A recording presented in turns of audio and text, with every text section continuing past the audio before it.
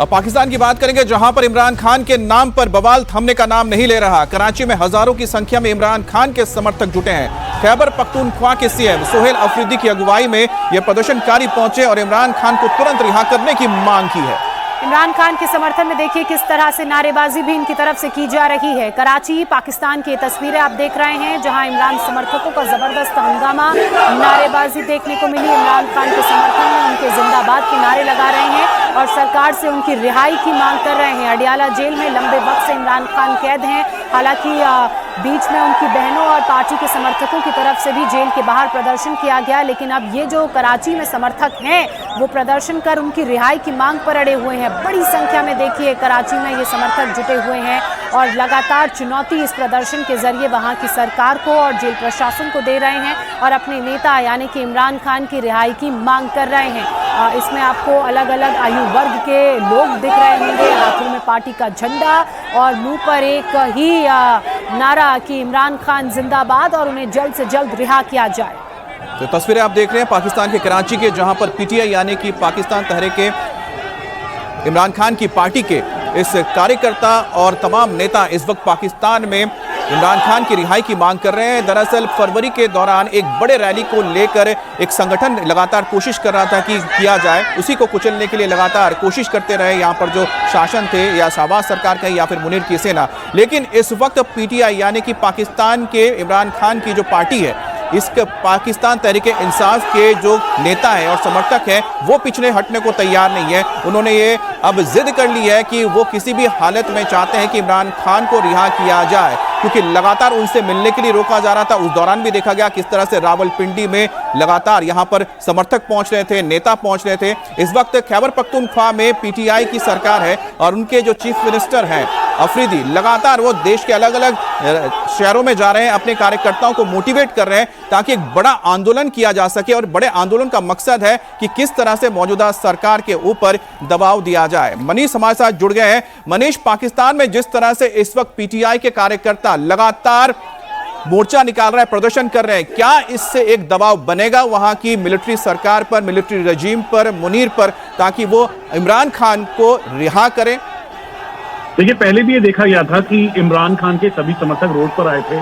खैबर पख्तूनख्वा का एरिया हो या फिर बाकी इस्लामाबाद, रावलपिंडी, लाहौर, इन सब जगहों पर उनके समर्थक रोड पर आए और उन्होंने लगातार ये कोशिश की। हालांकि इस समय दबाव बहुत ज्यादा वहां की इमारत पे है और उसके अलावा मिलिट्री के ऊपर है। उसकी वजह है क्योंकि एक साथ ये लोगों का जो झुंड है वो दरअसल पिछली बार आपको याद होगा कि जो पाकिस्तानी आर्मी का कोर हेडक्वार्टर था उसके अंदर लोग जो भीड़ थी वो अंदर चली गई थी, जिसकी वजह से उनको काफी धक्का लगा था। और इस समय जो फील्ड मार्शल आसिम मुनीर हैं और साथ में प्रधानमंत्री शहबाज शरीफ, उनके सामने ये सबसे बड़ी चुनौती है और ये टर्निंग पॉइंट के तौर पर है। और देखना ये होगा कि इस चुनौती का किस तरह से सामना किया जाता है। शुक्रिया मनीष आपका हमारे साथ जुड़ने के लिए, तमाम जानकारी के लिए। आइए अगली बड़ी खबर का रुख करते हैं। कराची से यह तस्वीरें आपने देखी। अब खबर झारखंड से, जहां के बोकारो में एक सनसनीखेज खबर सामने आई है। 7 नकाबपोश हथियारों से लैस होकर एक ज्वेलरी शोरूम में दाखिल होते हैं। लूट का पूरा प्लान सेट था, लेकिन अचानक सब फेल हो गया। झारखंड के बोकारो में लूट की कोशिश नाकाम किस लिए हो गई वो आपको बताते हैं, क्योंकि ऐन वक्त पर अलार्म बजने के चलते लुटेरे घबरा गए और शोरूम से भाग निकले। पुलिस वाले बनकर सिक्योरिटी चेक के बहाने ये 7 लुटेरे तनिष्क के शोरूम में घुसे थे। गार्ड ने नकाब हटाने को कहा तो लुटेरों ने उसकी राइफल छीन ली, फिर पिस्टल और तमंचे के दम पर शोरूम में मौजूद लोगों को बंधक बना लिया। लेकिन शोरूम में लगे अलार्म ने सारी प्लानिंग पर पानी फेर दिया। लुटेरे लूटपाट शुरू करते उससे पहले ही अलार्म बज गया, जिससे लुटेरों में हड़कंप मच गया और वो लूटपाट किए बगैर ही दबे पांव वहां से वापस लौट गए। 9-2-11 हो गए। अलार्म की वजह से एक बड़ी लूट की जो वारदात है वो टल गई। झारखंड के बोकारो की ये घटना है। 7 लुटेरे लूट के इरादे से तनिष्क के शोरूम में पुलिस के अधिकारी बनकर पहुंचे। हथियारों से लैस थे, उनके पास पिस्टल थी, तमंचा था। पहले उन्होंने हथियारों का खौफ दिखाकर वहां मौजूद लोगों को बंधक बनाया, तभी अलार्म बज गया और वो घबरा गए।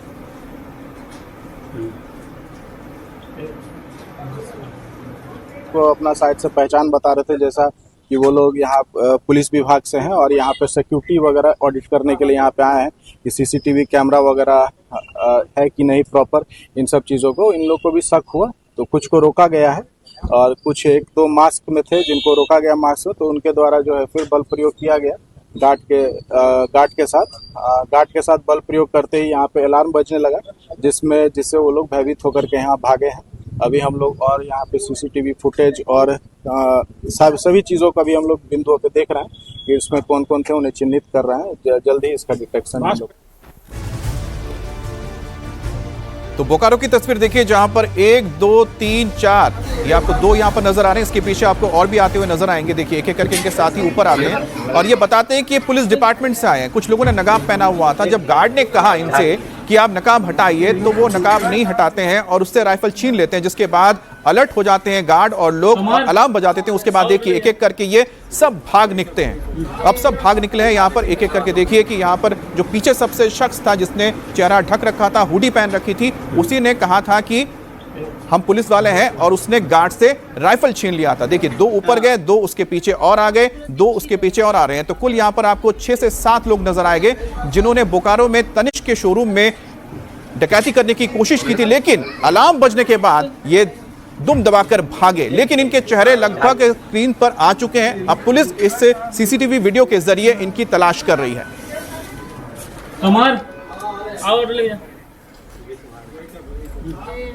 आइए अब आपको सीधे वाराणसी लेकर चलते हैं, जहां की दाल मंडी में बुलडोजर का एक्शन शुरू हो चुका है। तस्वीरें हम आपको दिखाएंगे। दरअसल पिछले 7 दिनों से यहां पर कार्रवाई चल रही है। बुलडोजर पहुंच चुका है और बुलडोजर से अब जो ध्वस्तीकरण की कार्रवाई है उसे अंजाम दिया जा रहा है। दरअसल यहां पर सड़कें बहुत सक्रिय हैं, ऐसे में सड़क चौड़ीकरण के लिए और साथ ही एक हिस्सा काशी विश्वनाथ कॉरिडोर से जुड़ेगा। 650 मीटर लंबा जो पूरा ये सड़क का हिस्सा है उसके चौड़ीकरण के लिए इस कार्रवाई को अंजाम दिया जा रहा है, जिसमें कई घर और मस्जिदों को चिन्हित किया गया है। अभी तक तो हथौड़ा छीनी से कार्रवाई हो रही थी क्योंकि गलियां इतनी सक्रिय हैं, इतनी पतली हैं कि बुलडोजर आगे जा नहीं पा रहा था, लेकिन अब सड़क को खाली कर दिया गया है। बुलडोजर से इस कार्रवाई को अंजाम दिया जा रहा है।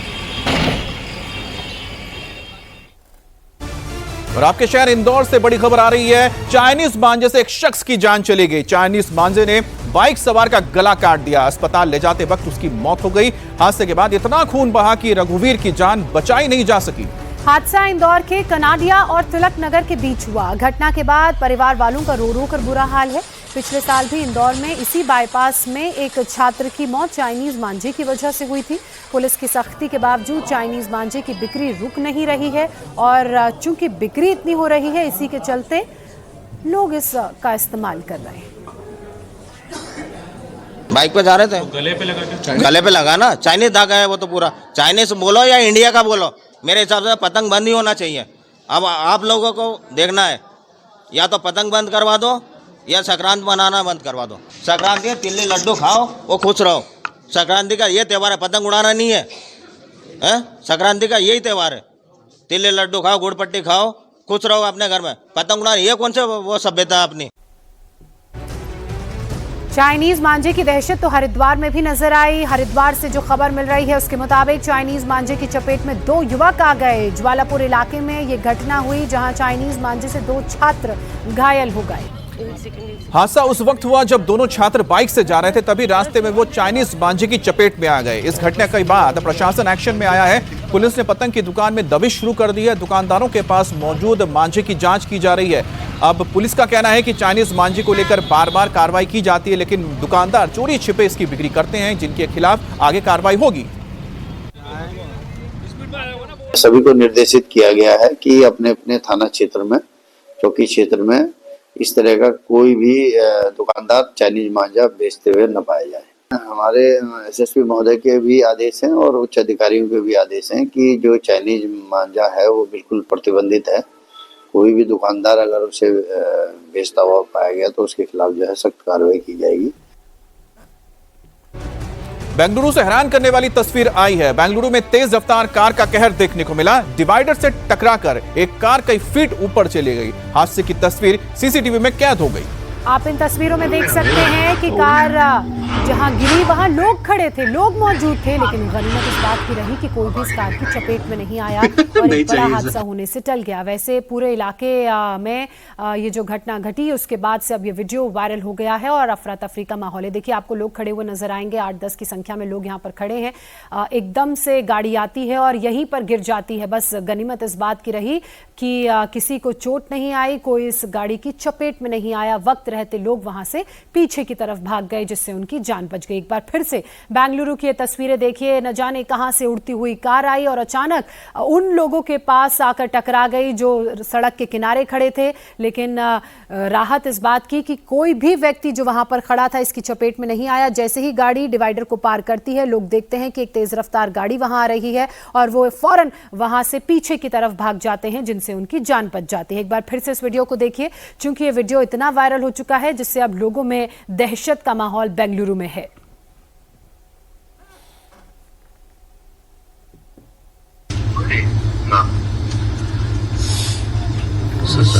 और एक बार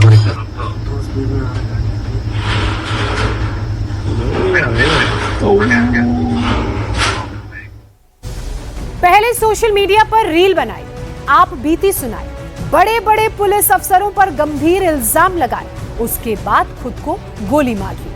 उत्तराखंड की खबर परेशान करने वाली है। हल्द्वानी से ये खबर मिल रही है जहां वीडियो बनाने के बाद किसान ने खुद को गोली मार ली।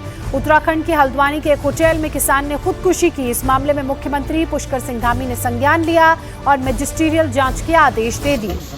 सीएम धामी ने पूरे मामले की रिपोर्ट भी तलब की है। सुखवंत सिंह नाम के किसान ने 4 करोड़ की ठगी का आरोप लगाया। मौत से पहले उसने एक वीडियो भी बनाया, सोशल मीडिया पर इसे पोस्ट किया, जिसमें उसने आरोप लगाया न सिर्फ उन प्रॉपर्टी डीलर्स पर, साथ ही अफसरों पर जिन्होंने मदद नहीं की।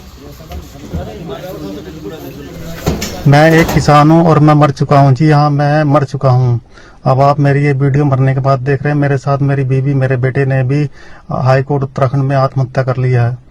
हम लोगों के साथ काशीपुर के गिरोह गैंग ने 4 करोड़ का फ्रॉड किया, जिसमें 3 करोड़ नकद और 1 करोड़ रुपए खाते में दिए। उन्होंने जमीन कुछ और दिखाई और जमीन और दी। हम मर चुके हैं। हम अपनी यह जांच सिर्फ सीबीआई से करवाना चाहते हैं। हमारी यह जांच बनने के बाद सिर्फ सीबीआई द्वारा की जाए, क्योंकि पुलिस के बड़े बड़े अधिकारी सब इसमें मिले हुए हैं। और हम ये चाहते हैं कि हमारे शरीर में जो हमारे तीनों के, हमारे बेटे का, मेरा, मेरी पत्नी का जो शरीर है, उस शरीर के सारे पार्ट्स बेचकर उससे जो भी पैसे मिले वो सारा पैसा वरिष्ठ पुलिस अधीक्षक एसएसपी मणिकांत मिश्रा, एसओ कुंदन सिंह उतेला, प्रकाश बिष्ट, थाना ITI और पैगा चौकी के सारे कर्मचारी अधिकारियों को बांट दिया जाए, ताकि इनके बीवी बच्चे उस पैसे से ऐश कर सके, मौज ले सके, लूट सके, क्योंकि इनको तनख्वाह तो मिलती नहीं है। अब ये वीडियो वायरल हुआ तो उसके बाद हड़कंप मच गया। काशीपुर का ये पूरा मामला है, जबकि किसान सुखवंत सिंह ने हल्द्वानी में आत्महत्या की। पुलिस का कहना है कि मामले की जांच के बाद कार्रवाई की जाएगी। हमने खुद सभी सीनियर ऑफिसर्स ने परिवार वालों को आश्वस्त किया है। मैंने स्वयं भी आश्वस्त किया है कि वो ये जो क्रियाक्रम के उपरांत किसी भी प्रकार की लीगल एप्लीकेशन देते हैं उसको विधि सम्मत रूप से और विधिवत कार्रवाई हम करेंगे, बिल्कुल प्रोफेशनल कार्रवाई करेंगे। जो भी परिवार चाहेगा, जिस प्रकार का भी एप्लीकेशन देंगे उस पर हम काम करेंगे। विधिवत रूप से हम लीगल कार्रवाई एज पर लॉ हम करेंगे, बिल्कुल प्रोफेशनल काम होगा। और जो भी वो व्यक्ति बोल रहा है, एक एक बिंदु पर भी हम काम करके उस पर बिंदुवार बिंदु, हर बिंदु पर हम जांच करके प्रॉपर विधिवत कार्रवाई हम करने को तैयार है। बड़ी खबर यूपी के मैनपुरी से, जहां पर दबंगों का कहर देखने को मिला। मैनपुरी में घर में घुसकर परिवार पर हमला किया। लाठी डंडे से लैस दबंगों ने महिला और बच्चों को घसीट कर पीटा और पुरानी रंजिश के बाद कुछ दबंग पीड़ित के घर घुसे और हमला करके उन्हें पिटाया। दबंगई की घटना पूरे इलाके में हड़कंप मचा चुकी है। तस्वीरें मैनपुरी के बेवर थाना इलाके की हैं। इस घटना के बाद पीड़ित ने थाने में शिकायत दर्ज कराई। आरोप लगाया कि मोहल्ले के ही दबंग ने उसे कई बार परेशान किया था। पहले भी उसके साथ इस तरह की मारपीट की जा चुकी है, लेकिन पुलिस उल्टा उसे ही जेल में बंद करने की धमकी देती है।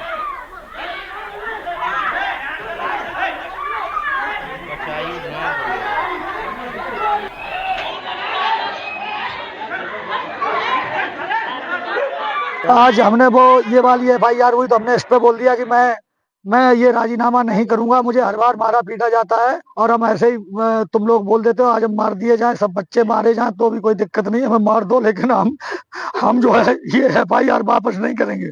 तो इस बात पे मैं, सतीश और पुष्पेंद्र और अरविंद, इन सब लोगों ने हमारे ऊपर दबाव दिया और ये कहा कि राजीनामा कर ले, नहीं तो ऐसे तुझे पीटेंगे और वापस भी पीटेंगे।